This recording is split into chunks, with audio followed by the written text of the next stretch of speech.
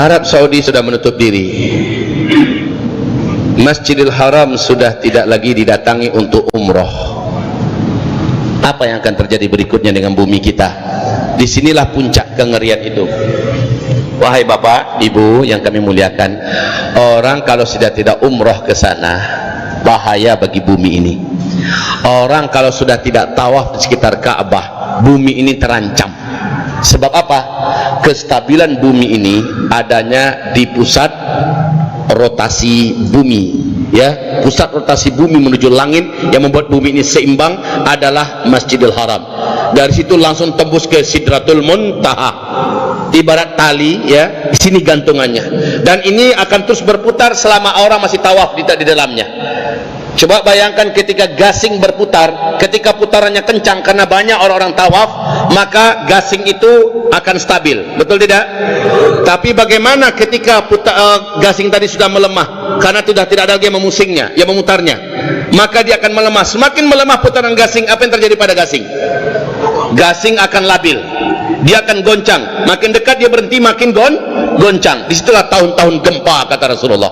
Tahun-tahun gempa, dan puncak gempa itu nanti, kalau di dunia ada di mana-mana gempa, tapi yang mustahil terjadi gempa selama ini adalah Mekah Madinah. Kalau Mekah Madinah sudah gempa, maka itulah dia tahun-tahun puncak bencana di muka bumi ini.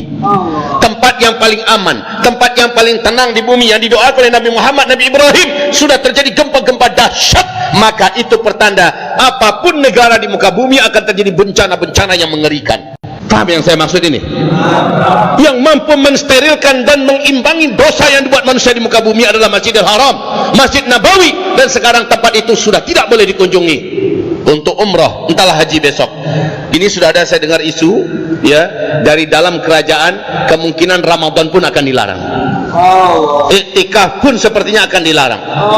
Bila ini benar, maka sempurna merinding kita, Pak. Puncaknya adalah kita lihat haji.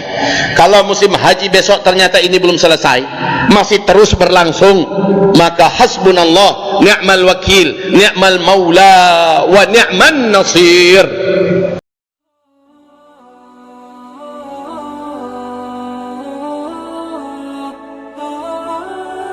Bila kita menyimak terus dan menyimak terus, maka kita menemukan, ya Allah, ya Rabbi. Nah, sekarang apa yang on the way, yang dalam perjalanan? Ini terjadinya di fase keempat. Yang dalam perjalanan sekarang, yang sedang dalam keadaan akan terus terjadi dan makin membesar, adalah apa yang dibuat oleh Nabi Sallallahu Alaihi Wasallam, tangan mencincang, bahu memikul. Karena sebab terjadilah akibat. Ini adalah sunnatullah. Akibat benteng perlindungan bumi ini adalah Islam dan syariat Islam. Dan satu terakhir, benteng terakhir jalannya syariat Islam adalah Arab Saudi yang memimpin Mekah dan Madinah. Sudah amblas, sudah jebol. Maka wahai kaum muslimin, berbagai bencana alam sudah dimulai. Satu, bencana alam yang terbesar, menyebarnya terlebih dahulu zuhurul amradil mu'diyatil musta'siyati fi akhir zaman. Bermunculannya berbagai macam penyakit-penyakit menular yang sangat keras dan membandel, menular dengan sangat cepat dan mematikan. Ala mustawa alami, dalam standar global, ya, bukan untuk satu negara saja, tapi mendunia. Inilah dia zamannya. Di zaman kita ini, wahai hamba-hamba Allah, siapa yang menyangka sudah lebih 110 negara yang terinfeksi, sehingga sekarang bukan lagi epidemi, tapi WHO resmi menyebutkan pandemi, ya, yaitu menyebar dengan sangat cepat, penyakit dan wabah menular yang mematikan ke seluruh dunia. Ini sudah pandemi, bukan lagi epidemi. Ibarat Allah yang kami muliakan, ini zamannya. Dan sebelumnya saya sampaikan pada umat hadis Nabi dari Ibnu Hibban, Imam Ahmad, Ad-Dailami, dari Al-Hakim. Rasulullah SAW berkata, di akhir zaman akan datang tahun di mana umatku terhalang nanti melaksanakan ibadah haji dan ibadah umrah. Saya pikir itu karena perang di internal kerajaan Arab Saudi. Saya sampaikan dulu begitu.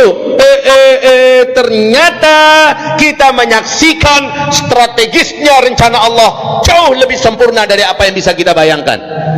Hanya dengan isu COVID-19, Arab Saudi akhirnya menutup seluruh pintu-pintu masuk. Dan bukan hanya pintu masuk yang ditutup, yang sudah di luar, yang sudah di dalam disuruh keluar cepat. Mukimin yang ada di dalam pengen keluar, bila keluar dah nggak boleh masuk. Yang di dalam tidak diizinkan untuk melaksanakan ibadah umroh.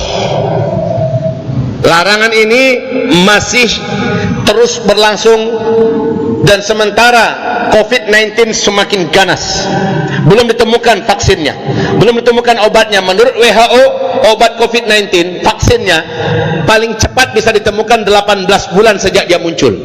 Munculnya adalah 23 Desember, nanti 18 bulan baru muncul. Sekarang saja ini sudah merenggut nyawa ribuan jumlahnya kaum muslimin yang kami muliakan.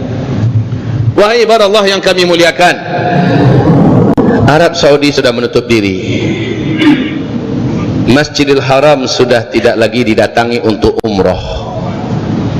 Apa yang akan terjadi berikutnya dengan bumi kita? Disinilah puncak kengerian itu. Wahai bapak, ibu yang kami muliakan, orang kalau sudah tidak umroh ke sana, bahaya bagi bumi ini.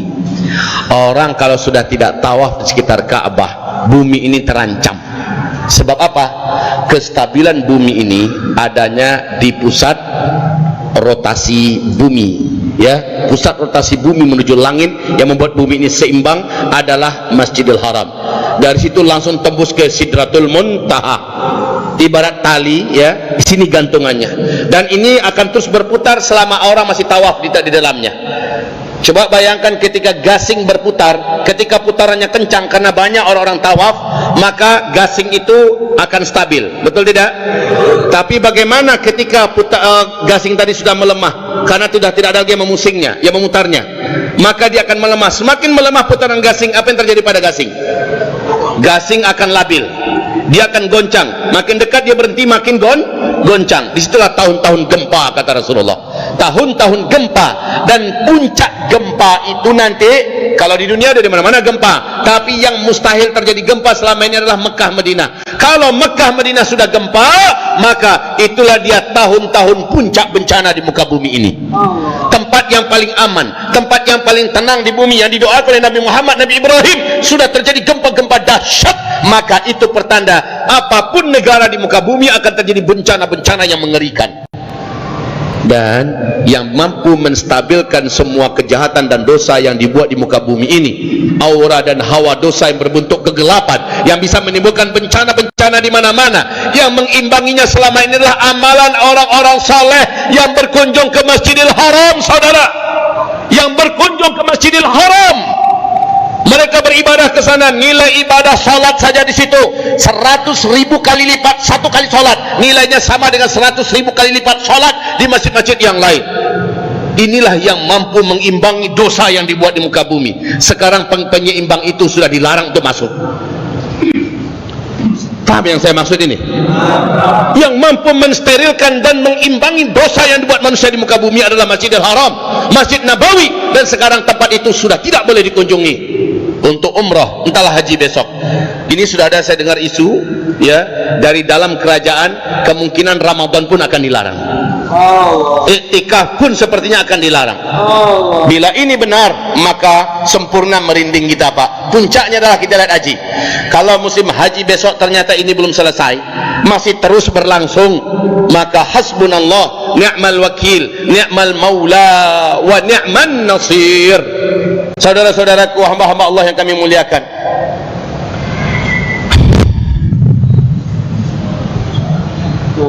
kita rasanya tidak pula ingin menyalahkan Cina 100%, ya, karena ini muncul dari mereka. Kita tidak ingin salahkan pada mereka, karena seperti yang dikatakan, zaharal fasadu fil barri wal bahr bima kasabat aydin nas liyudhiqahum ba'dalladhi 'amilu la'allahum yarji'un. Semua bencana, semua petaka yang terjadi di bumi dan juga di laut, itu karena manusia yang buat. Manusia yang buat. Kalimatnya dalam ayat bima kasabat aidihim. Memang manusia yang buat. Semoga ada mendengarkan uraian saya. Wahai Bapak Ibu, enggak pun saya uraikan, Bapak bisa temukan Pak, dalam 50 misi terjahat, ya, 50 catatan misi terjahat yang dibuat oleh Illuminati dan Freemasonry di bumi ini adalah mereka mentargetkan membatasi jumlah manusia hidup di bumi ini. 2020 nanti jumlah manusia tidak boleh lebih daripada 500 juta orang saja, dan yang boleh hidup itu orang-orang yang telah mereka tentukan. Maka yang lain harus mati, apapun caranya, dengan apapun jalannya harus mati.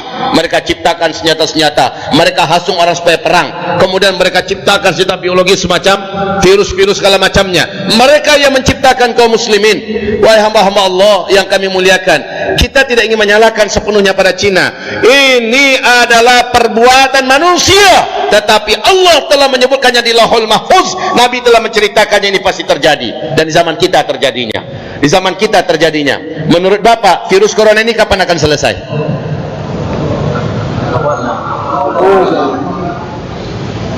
Kita nggak tahu. Indonesia katanya sebelumnya paling kebal dengan COVID-19 ini. Orang Indonesia kebal-kebal, orang Indonesia ini sehat-sehat, kuat-kuat, orang Indonesia ini siap dengan virus corona dan sebagainya. Sekarang terjadi lonjakan yang sangat tajam di Indonesia, ya. Dan sekarang beberapa fatwa yang aneh-aneh pun bermunculan. Di Singapura hari ini sudah ada fatwa tak boleh Jumatan, diganti dengan zuhur saja di rumah masing-masing. Ini ngeri Pak. Kemudian Gubernur DKI kita melihat kepada perkembangan yang sangat hampir-hampir tidak bisa dikendalikan dan harus dikendalikan sebelum parah, maka sudah mulai dihimbau. Imbauannya sangat masuk akal, dan imbauan ini bagi saya juga layak kita pertimbangkan. Imbauannya apapun yang sifatnya keramaian-keramaian yang tidak begitu penting, maka jangan diadakan, dan tidak akan larang, ya. Pemerintah kota provinsi DKI akan melarang kegiatan yang kira-kira, apalagi yang hari Minggu itu ada acara apa? Car Free Day. Car Free Day pun sudah tidak dibolehkan. Pokoknya acara-acara keramaian.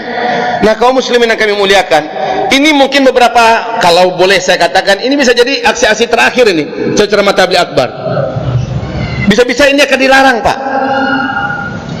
Bisa-bisa ini dilarang. Di Arab Saudi, di Mekah Masjidil Haram itu pun sudah dibatasi, Jumatan boleh sebentar saja lagi, hanya 15 menit, tidak boleh lebih daripada 15 menit. Orang pun sholat dibatasi sebentar saja, kemudian harus bubar. Ya Allah ya Rabbi, ini semakin membahayakan kaum muslimin. Wahai barallah, itu baru dengan satu kasus virus corona, sementara berlapis kasus yang sudah Allah siapkan di akhir zaman. Satu saja sudah membuat orang puyeng dan pening. Dan sebentar lagi apa yang akan terjadi kaum muslimin?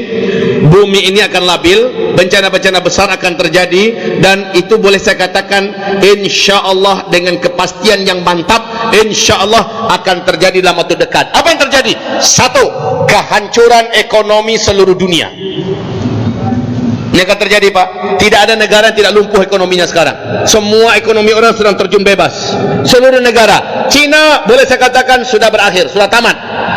Kita lihat 1 minggu ini terakhir. Kalau ada solusi, maka mudah-mudahan Cina masih bisa selamatkan. Tapi kalau sudah tidak ada lagi solusi, vaksinnya tidak ditemukan, maka negara yang begitu kokoh ekonominya di mana-mana, sekarang ini sudah betul-betul dalam keadaan goyang segoncang-goncangnya. Amerika, negara adidaya yang begitu kekar dan kokoh, hari ini pun sudah mulai kelimpungan dengan COVID-19. Tentara Allah yang tak nampak ini. Jepang yang begitu jumawa dengan teknologinya juga sudah mulai muntah berat.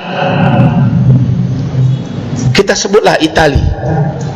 Jangan tanya tentang apa yang terjadi di Italia sekarang. Total sudah satu negara lockdown. Satu negara.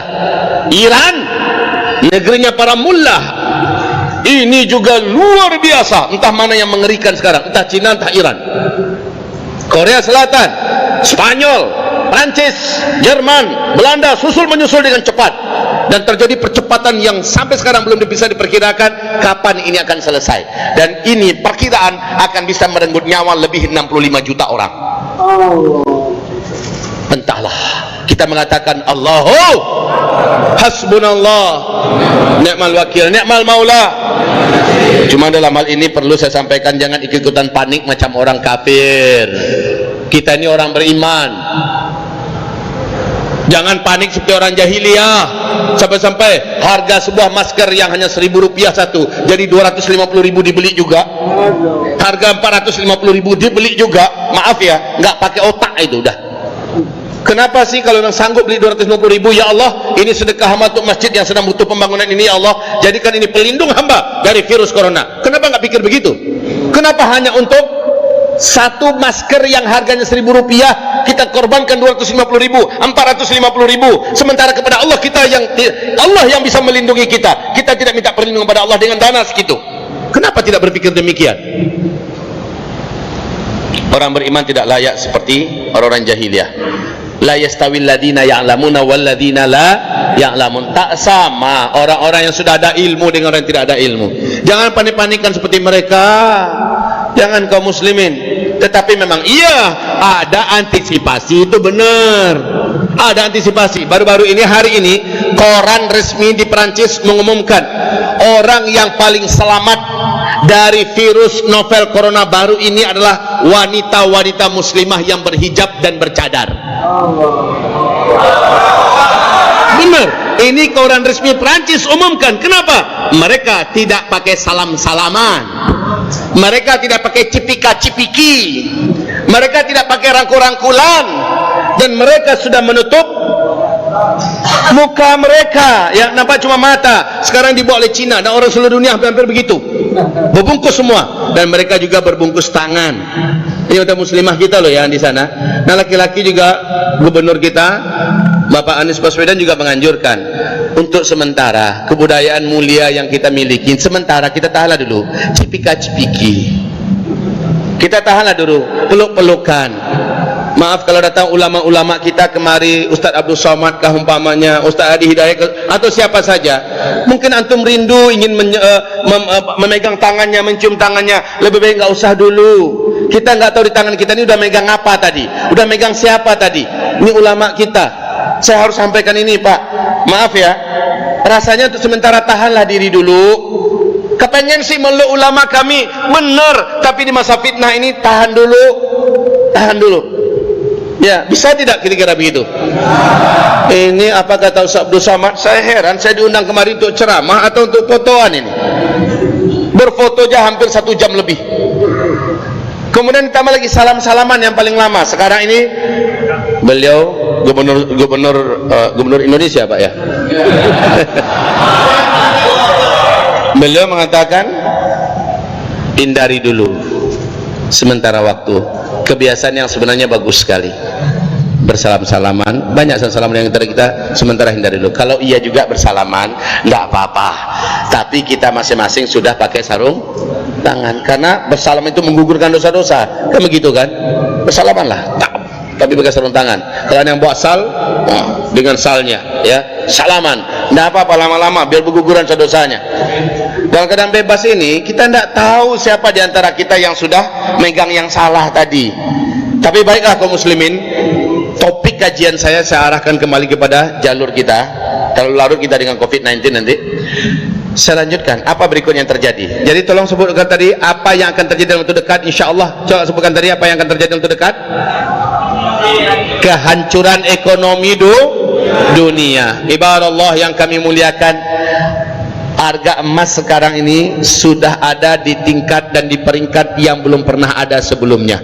Harga emas sekarang ini kaum muslimin kami mulai, silakan dilihat berapa harga satu emas sekarang. Hah? Harga emas antam, harga emas antam, harga emas murni, emas biasa 24 karat. Wahai kaum muslimin, 5 hari yang lalu saja harganya sudah Rp1.925.000.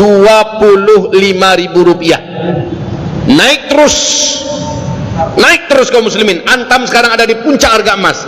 Ingat tidak, 3-4 tahun yang lalu saya sudah peringatkan kaum muslimin seluruh Indonesia, bapak-bapak kalau ada duit, ibu-ibu kalau ada simpanan, tolong beli emas dari sekarang. Siapa yang dengar kajian saya dari dulu, sekarang baru ketemu kan? Sebentar lagi emas akan melejit dengan sangat tinggi dan kalian akan tinggalkan uang kertas. Saya katakan demikian. Sekarang uang kertas di Cina, Pak, benar-benar dicuci. Beberapa negara sudah mengajak uang kertas adalah penyebaran virus COVID COVID-19 yang paling efektif itu adalah uang kertas. Nah sekarang udah mulai takut orang megang uang kertas.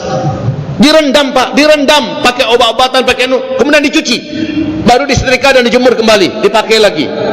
Betapa ngerinya ini kaum muslimin. Nah, Nabi mengatakan kalian akan tinggalkan semua uang kertas nanti di akhir zaman. Dia akan berserakan di pinggir jalan seperti daun-daun menguning yang berguguran, tidak ada nilainya, dipermainkan oleh anak kecil kalian. Saat itu nanti kalian kembali menggunakan emas dan perak. Kalau sekarang saya ajak ibu bapak untuk beli emas, terlambat atau tidak? Jawab, terlambat atau tidak? Kalau tidak, beli. Kalau ada duit, beli daripada nyimpan dalam bentuk angka-angka. Ya, sebentar lagi bapak ibu akan menyesal. Pak, Bu, 2018 RRT sudah mulai menarik uang-uang mereka dan mereka beli emas. Mereka sudah tahu apa yang akan terjadi. Hong Kong hampir seluruh warganya tarik dana-dana mereka dan mereka beli emas. Mereka sudah tahu. Amerika tahu persis, makanya Amerika gila-gilaan mengumpulkan emas di dunia ini. Amerika, Inggris, China, Australia dan negara besar berlomba-lomba pada beli emas, karena mereka tahu nanti kembali kepada emas. Nah sekarang itu sudah diambang pintu Bapak Ibu, kehancuran ekonomi global. Wahai hamba-hamba Allah yang kami muliakan, dampaknya apa? Nanti negara-negara di muka bumi akan bangkrut, lalu pemerintah tak sanggup menggaji para pegawainya. Susulan kedua adalah seluruh harga kebutuhan hidup manusia melejit senaik-naiknya, sehingga berapapun penghasilan orang takkan cukup, kata Rasulullah. Itu waktunya sebentar lagi. Sekarang wahai Bapak Ibu, berita-berita yang mengerikan, karena banyak negara sudah terjadi mengunci kota-kota mereka, pabrik-pabrik stop, nggak jalan. Apalagi Cina, kaum muslimin, puluhan kota di stop, pabrik-pabrik dihentikan. Seandainya lebih dari 1 bulan saja sudah dapat dibayangkan kebangkrutan dan kerugian mereka. Sekarang ini wahai kaum muslimin yang kami muliakan, makanan yang ada di Cina habis. Kenapa habis? Satu, hewan ternak mereka, apapun ternaknya, mau kambing, mau sapi, mau ayam, mau anjing, mau babi, mau apa saja ternaknya, karena orang-orang tak boleh keluar, mati semua Pak. Makanya 40 kontainer yang bisa membakar 5, yang memiliki kapasitas 5 ton, itu 40 kontainer didatangkan ke daratan kota-kota Cina. Untuk apa? Membakar bangkai-bangkai hewan dan binatang yang mati. Nggak ada yang ngasih makan, mati seluruhnya. Sementara lahan pertanian Cina, tuan yang mengurusnya nggak ada. Ini pun akhirnya terlantar, dan yang terlantar ini akhirnya digarap oleh miliaran ulat bulu Pak. Sekarang ratusan juta lahan hektar pertanian dan perkebunan Cina habis oleh ulat bulu. Belum selesai ulat bulu mengerjakan pekerjaannya, datang pula serbuan belalang gurun. Ini belalang terganas. Belalang ini besar dan menggigit manusia. Jumlahnya miliaran datang setelah menyapu Afrika, menyapu Arab, Pakistan, India, udah masuk di Cina sekarang. Berlapis-lapis ujiannya Pak ya. Kalau bagi kita itu bukan ujian itu, tapi jawaban Allah atas kesombongan sang presiden yang jumawa, Xi Jinping, yang mengatakan tak ada satupun kekuatan yang mampu mengguncang Cina. Dasar KP.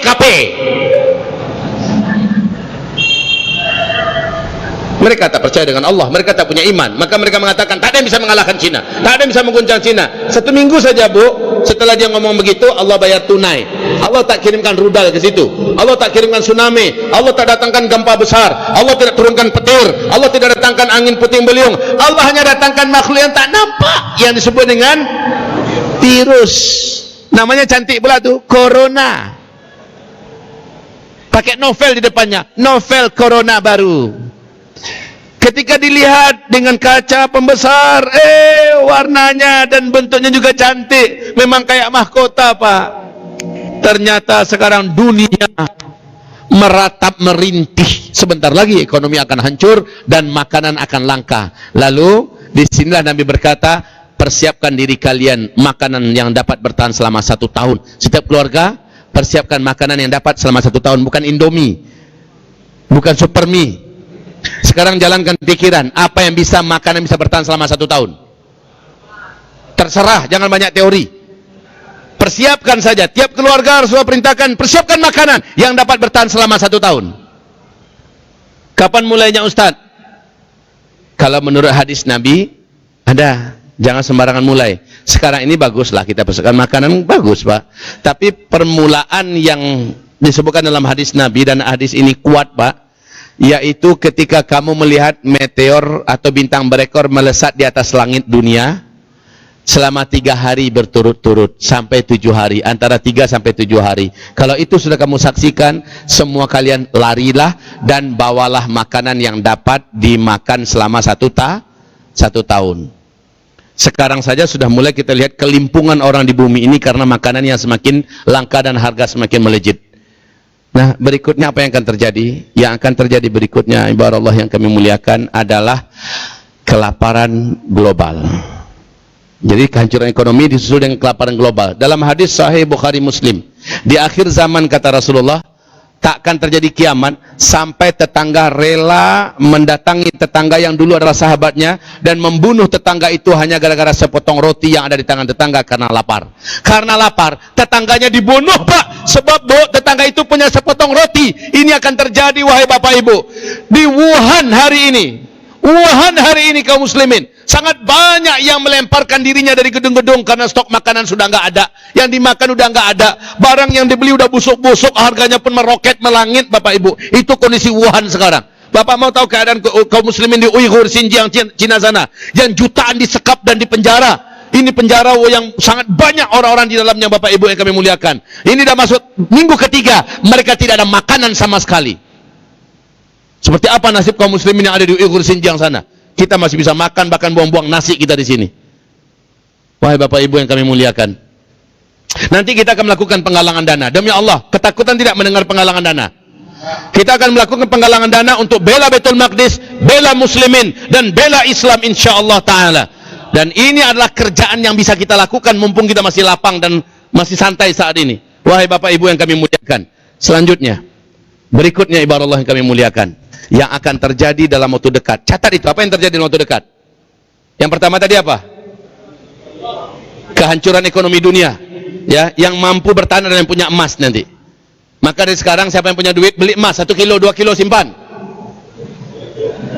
Nggak sanggup beli 1 kilo, 2 kilo, ya, karena memang tampang-tampang miskin banyak sini. Udahlah, 1 gram, 2 gram, 3 gram, berapa sanggup beli? Beli dari sekarang. Mau emas batangan, mau emas perhiasan, mau emas dinar dan segala macamnya, beli Bu, simpen diam-diam. Jangan umumkan pada orang lain, umumkan di grup, aku udah mulai, nggak usah. Nanti didatangi maling malam. Yang kedua, apa yang akan terjadi setelah kehancuran ekonomi?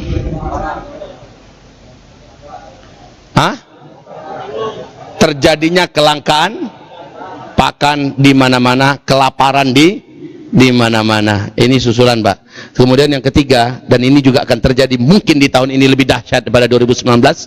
Semoga tidak terjadi, itu doa kita sih. Di akhir penutup nanti kita doa. Tapi ini akan terjadi kata Rasulullah, kemarau ekstrim 3 tahun berturut-turut.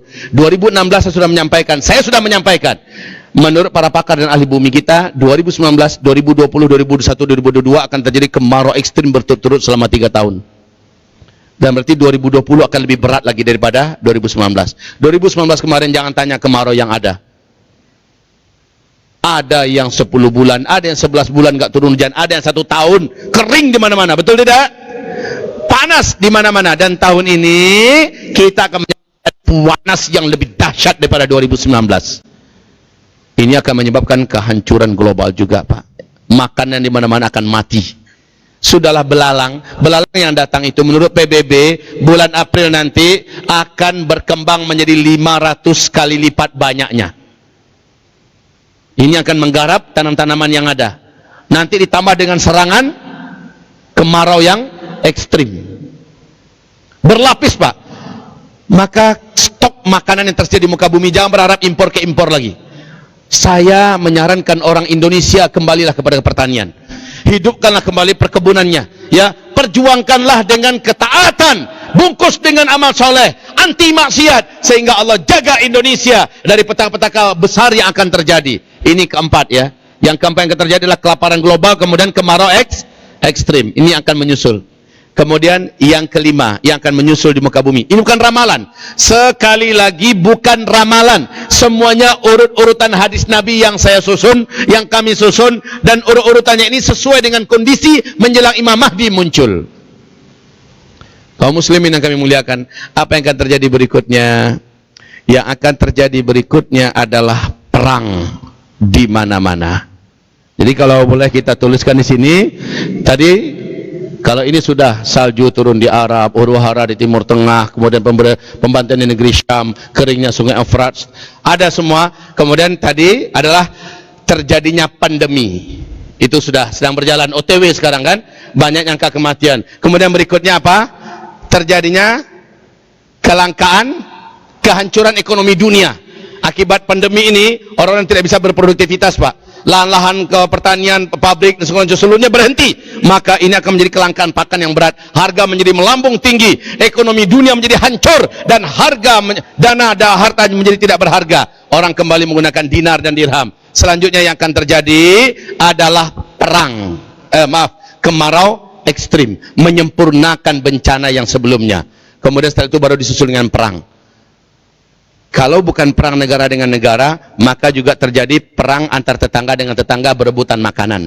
Lihat di Palu, ketika baru saja tsunami, gempa terjadi tsunami, 3 hari baru orang sudah mulai kelabakan demi hidup, mereka sudah mulai mengambil kesana kemari. Betul tidak? Itu baru 3 hari. Bagaimana ini nanti berminggu-minggu, berbulan-bulan, bahkan bertahun-tahun. Manusia brutal. Hadisnya Sahih Bukhari, hadisnya Sahih Muslim. Akan terjadi nanti di mana manusia tega membunuh tetangganya hanya karena sepotong roti yang dimiliki tetangga sebab lapar. Disinilah alasan kenapa saya mulai mengajak kaum muslimin, ayo kaum muslimin, dari sekarang persiapkan tempat-tempat tinggal yang jauh dari kota. Karena orang-orang brutal itu banyaknya di kota-kota. Pergilah ke tempat-tempat yang jauh dari tepian laut. Betul tidak? Bukankah ini yang saya ajak? Pergilah dari tempat-tempat yang jauh dari laut. Panas yang sangat ekstrim besok ini, Pak, menyebabkan gunung es yang ada di kutub utara, gunung es yang ada di kutub selatan, serta Antartika, serta di berbagai tempat yang ada esnya akan meleleh, Pak. Permukaan laut akan naik, akan banyak kota-kota di pinggir laut di akhir zaman yang tenggelam. Bapak akan menyaksikan ini. Dan sekarang kenaikan air laut di mana-mana seluruh dunia sudah mengalami peningkatan tajam. Banjir di mana-mana tiap sebentar. Betul tidak? Hamba-hamba Allah yang kami muliakan, kayaknya capek dengerin saya ceramah ya. Semuanya menakutkan. Bu, udah pada makan malam tadi, Bu? Udah pada makan malam? Ibu, ini bahaya nih, tegangannya tinggi. Kalau tadi nggak makan, saya khawatir, Pak, Bu, jantungnya jadi lemah. Hah? Sanggup masih diteruskan? Alhamdulillah. Kita sampai jam berapa insya Allah? Sampai selesai aja lah ya. Oke. Yang bilang tadi sampai subuh, saya percaya. Sampai subuh itu saya percaya. Cuma ketika saya ceramah di sini sampai subuh, orang-orang udah pada di rumah. Saya sendirian ceramah sampai subuh. Kalaupun ada yang bertahan, ada tidur. Terima kasih atas semangatnya.